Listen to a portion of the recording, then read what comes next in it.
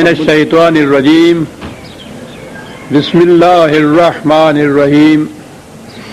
عزیزان من، آج دسمبر 1981 کی 4 تاریخ ہے اور درس قرآن کریم کا آغاز سورہ الاحقاف کی آیت 15 سے ہو رہا ہے، 46/15۔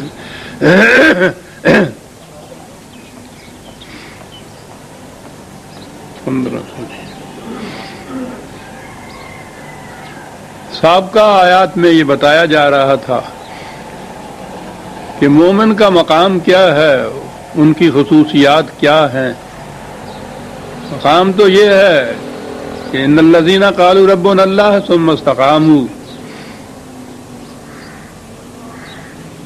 جن کا زندگی کا مشرب و دعویٰ اور یہ ہے کہ رب صرف اللہ ہے،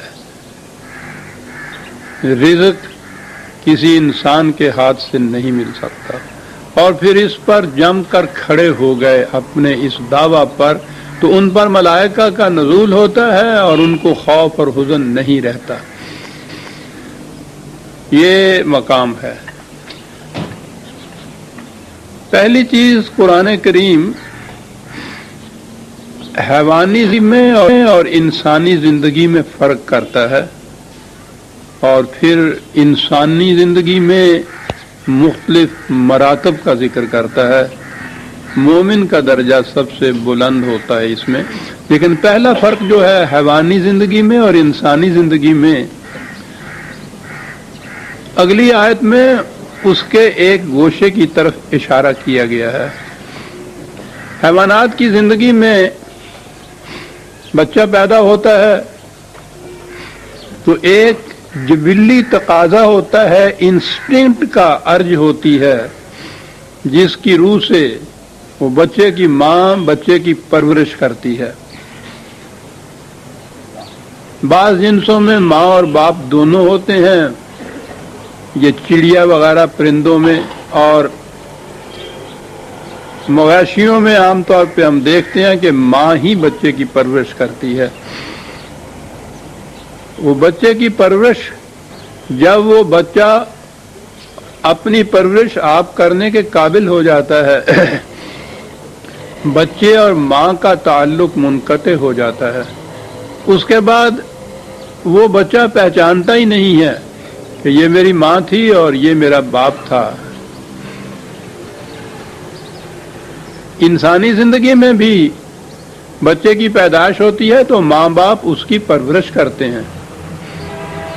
حیوانی سطح کا تو یہ تقاضا ہے کہ جب وہ خود اپنی پرورش کرنے کے قابل ہو جائے تو پھر ان کا کوئی تعلق نہ رہے، لیکن انسانی زندگی یہاں سے مختلف ہو جاتی ہے۔ یہاں پہنچنے پر یہ کہا گیا انسان کو یا اولاد کو کہ وَوَصَّيْنَا الْإِنسَانَ بِوَالِدَيْهِ إِحْسَانًا،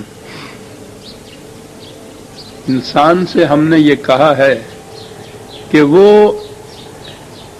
اپنے ماں باپ کو فراموش نہ کرے، بڑھاپے میں ان کی جو کمیاں ہو گئی ہیں، ان میں ڈیفیشنسیز جو ہو گئی ہیں، ان کو پورا کرے۔ احسان کے معنی یہی ہوتے ہیں کہ جس میں کوئی کمی ہو جائے اس کمی کو پورا کر دیا جائے۔ قرآن کریم میں متعدد مقامات پہ والدین کے ساتھ احسان کا ذکر اور حکم آیا ہے، تاکید آئی ہے۔ کہیں یہ کہا گیا ہے کہ ان کے ساتھ نرمی سے برتاؤ کرو، درست کلامی پہ نہ اتر آؤ۔ یہ ساری تاکید آپ دیکھتے ہیں کہ حیوانات میں اس کی ضرورت نہیں، وہاں نہیں ہوتی۔ یہ انسان کا درجہ ہے جہاں یہ چیز کہی گئی کہ وہ ماں باپ کے ساتھ حسن سلوک کرے، ان کی کمی کو پورا کرے، ان کو نرمی سے ان کے ساتھ پیش آئے، کیونکہ کہا کہ بڑھاپے میں پہنچ کر عقل اندھی ہو جاتی ہے، انسان کچھ چڑچڑا ہو جاتا ہے، اس کا مزاج کچھ مختلف ہو جاتا ہے، تو اس سے تنگ نہ پڑو، اس سے ان کو جھڑکو نہیں، ڈانٹ ڈپٹ نہ کرو، نہ ہی یہ ہے کہ ان سے بے رخی برتو، ان کی کمی کو پورا کرو، اس کو احسان کہتے ہیں، نرمی سے برتاؤ کرو.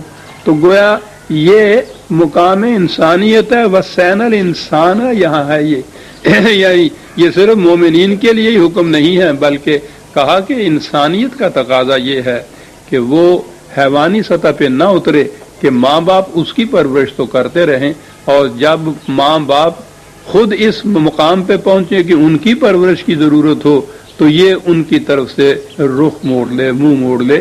اس کا تقاضا یہ ہے کہ یہ پھر ان کی پرورش کرے. کما ہو ربیانی صغیرن قرآن نے کہا ہے کہ انہوں نے بچپن میں جس طرح سے تمہاری نگہ برداشت کی تھی، پرورش کی تھی، تربیت کی تھی، ربوبیت کی تھی، اس عمر میں یہ خود اپنی ربوبیت کے قابل نہیں رہے ہیں، تو ان کی اس کمی کو پورا کرو. تو گویا یہ انسانیت کا تقاضا بتایا. آپ دیکھیے کہ یہاں وسین الانسان ہے. یہ اس میں مومن اور کافر کی بھی تمیز نہیں ہے، حیوان اور انسان کی تمیز ہے صرف. اس سے کہا یہ گیا ہے کہ ماں باپ کے ساتھ احسان کرے. ایک بات جو اکثر اس سے پہلے بھی کئی مرتبہ آ چکی ہے، اور وہ یہ ہے کہ ہمارے ہاں جو عام عقیدہ ہے کہ ماں باپ کی اطاعت فرض ہے، یہ غلط ہے. قرآن نے کہیں ان کی اطاعت کو فرض قرار نہیں دیا، ان کے ساتھ اس نے سلوک کی ہی تاکید کی ہے. اور یہ بڑی اہم چیز ہے. بظاہر ایک یہ چھوٹا سا نقطہ ہے، لیکن یہ زندگی کے بڑے اہم اصولوں میں سے ایک بات ہے. میں نے جیسا کہا ہے کہ ہمارے ہاں بھی عام طور پہ یہ ہے کہ ماں باپ کی اطاعت فرض ہے، اور باقی مذاہب میں تو پوچھو نہیں کہ ماں باپ کی اطاعت کو، اطاعت میں زور دوں گا اس لفظ پہ، کتنی اہمیت دی گئی ہے. مہاراج رام چندر اس لیے اوتار خدا کے بن گئے کہ انہوں نے اپنے بوڑھے باپ کا ایک ایسا حکم مانا تھا جس کو باپ بھی ناجائز سمجھتا تھا، بیٹا بھی نامناسب سمجھتا تھا، لیکن چونکہ وہ باپ کا حکم تھا اس لیے انہوں نے اس باپ کے حکم کو مان لیا، راج پاٹ کو تیاگ کے بنواس اختیار کر لیا. اور ان کے دھرم کی روح سے یہ اتنا بڑا اہم ثواب کا کام تھا، اتنا بڑا اہم نیکی کا کام تھا کہ وہ مہاراج رام چندر رام اوتار ہو گیا خدا کا اس بنا پر کہ اس نے باپ کے ایک نامناسب حکم کی اطاعت کی تھی. اور دنیا کے ہر مذہب میں آپ دیکھیں گے کہ یہ جو اوبیڈینس، اطاعت ہے ماں باپ کی، اس کو فرض قرار دیا گیا ہے. قرآن کتنا بلند مرتبے پہ چلا جاتا ہے. کسی سے بھی کہیے، کوئی بھی کہے، کوئی بھی اس سے انکار نہیں کرے گا، وہ کہے گا بالکل ٹھیک ہے جو ان لوگوں نے کہا ہے، ماں باپ کی اطاعت فرض ہے. لیکن یہ صرف جذباتی چیز ہے. قرآن جذبات پہ نہیں اترتا، وہ حقائق کے اوپر اترتا ہے. وہ جہاں ایک طرف یہ کہتا ہے کہ اس عمر میں پہنچنے کے بعد انسان کی عقل اوندھی ہو جاتی ہے، جو پہلے معلوم ہوتا ہے وہ بھی بھول جاتا ہے، کمزوریاں آ جاتی ہیں، ڈیفیشنسی آ جاتی ہے، دماغی کمزوریاں آتی ہیں. تو وہ کیا ایک ایسے شخص کو کہ جو ابھرتی ہوئی جوانیوں میں پہنچ رہا ہے، جس کی توانائیاں، جس کی صلاحیتیں ابھر رہی ہیں، پختہ ہو رہی ہیں، اس کے زمانے کے حالات بدل گئے ہیں، کیا اسے یہ حکم دے گا کہ یہ ان کی اطاعت کرے جن کے متعلق خود وہ کہہ رہا ہے کہ ان کی عقل اوندھی ہو چکی ہے؟ اگر یہ ان کی اطاعت فرض قرار دے دیا جائے تو 2 قدم بھی دنیا کا نظام نہ چل سکے. آپ غور کرتے ہیں کہ قرآن کس قدر حقائق کو سامنے رکھتا ہے، فیکٹس کا سامنا کرتا ہے، جذبات پہ نہیں اترتا. کہیں اس نے نہیں کہا کہ ان کی اطاعت فرض ہے. یہ جو بالغ ہو گیا ہے لڑکا، اگلی آیت میں آ جاتا ہے، بلکہ اسی آیت کے اگلے حصے میں سن رشد کو پہنچتا ہے، جوانی کے پہنچتا ہے، پختگی کو پہنچتا ہے. تو یہ تو ابھر رہا ہوتا ہے اور وہ ماں باپ نیچے جا رہے ہوتے ہیں. تو یہ کبھی بھی ایک ایسی جنس کو کہ جو ابھرنے والی ہو، اسے کبھی یہ نہیں کہے گا کہ تم ان کی اطاعت کرو جو نیچے جانے والی ہے. اور یہی چیز نسلوں کے اوپر بھی ہے.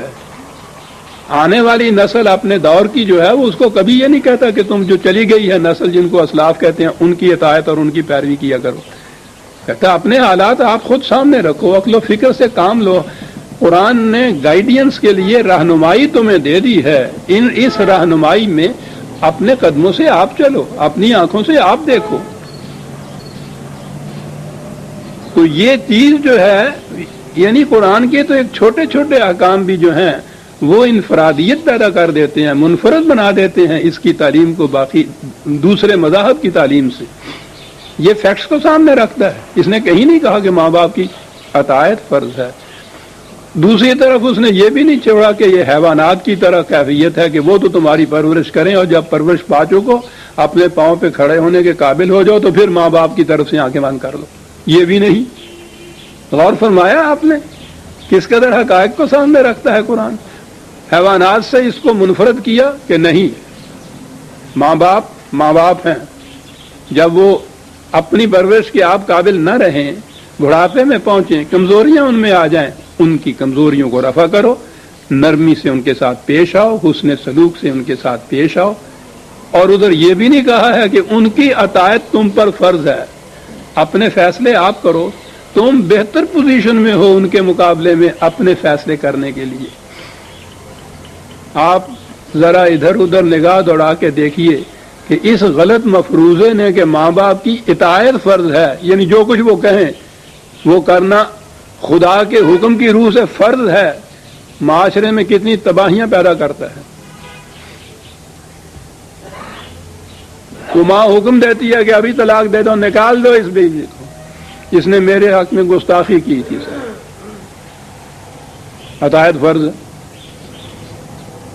20 معاملات کے اندر آپ دیکھیں گے اطاعت فرض کے غلط مفروضے کے ماتحت کتنی تباہیاں آتی ہیں گھروں کے اندر اور معاشرے کے اندر. حسن سلوک کا قرآن نے تاکید کی ہے. کہا ذرا دیکھو ماں کی ایک ہی چیز ہے جو سامنے وہ لایا ہے، حملتہ امہ کرہم ووضعتہ کرہ وحملہ وفصالہ 30 شہرا. اتنی سی چیز کو دیکھو کہ وہ حمل میں کس قدر اس نے تمہارے لیے، یہ تمہاری پرورش کے لیے جب تم ابھی جنین کی صورت میں رحم مادر میں تھے اس نے کتنی اذیت برداشت کی، مشقت برداشت کی. کرہن. پھر اس کے بعد وضع حمل میں دیکھو کتنی بھی. پھر اس کے بعد تمہاری پرورش کے لیے کتنا عرصے تک وہ اپنے خون جگر کو دودھ کی شکل میں تبدیل کر کے تمہاری پرورش کرتی رہی، اپنے بدن کے حصے کو تمہارے اندر منتقل کرتی چلی گئی. یہ کوئی چھوٹی بات نہیں ہے. تمہارا تو وجود رہین کرم ہے تمہاری ماں کی ان منازل کا، تو اور نہیں تو کم از کم وہ جسے ہم کہتے ہیں احسان کا بدلہ ہی چکاؤ. اس معنی میں احسان کا بدلہ احسان ہی سے ہی. یہاں ضمناً کہا یہ گیا ہے